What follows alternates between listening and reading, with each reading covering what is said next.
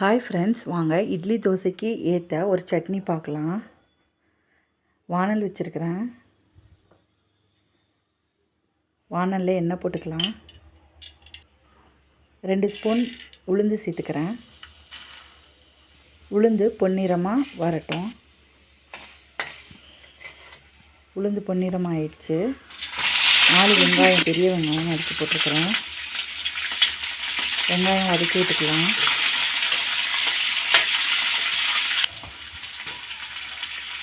பெரிய சைஸ் தக்காளி 3 போட்டிருக்கிறேன்.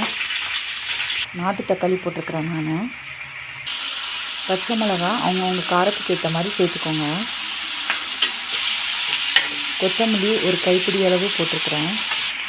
போட்டு நல்லா வதக்கி விட்டுக்கலாம். 5 பல் பூண்டு போட்டிருக்கிறேன். கல்லுப்பு கொஞ்சம் சேர்த்துருக்குறேன். கொஞ்சோண்டு தேங்காய் போட்டிருக்கிறேன். இப்போ மிக்ஸி ஜாரில் சேர்த்துட்டு அரைச்சி எடுத்துக்கலாம்.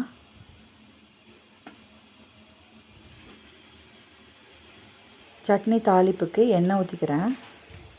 கடுகு கொஞ்சம் போட்டுக்கிறேன். கருவேப்பிலை கொஞ்சம் போட்டுக்கிறேன். தாளித்ததை சட்னியோடு கொட்டிக்கலாம்.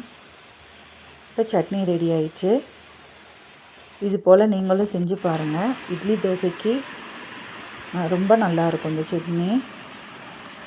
பிடிச்சிருந்தால் லைக் பண்ணுங்கள், ஷேர் பண்ணுங்கள், கமெண்ட் பண்ணுங்கள், சப்ஸ்கிரைப் பண்ணுங்கள். Thank you friends.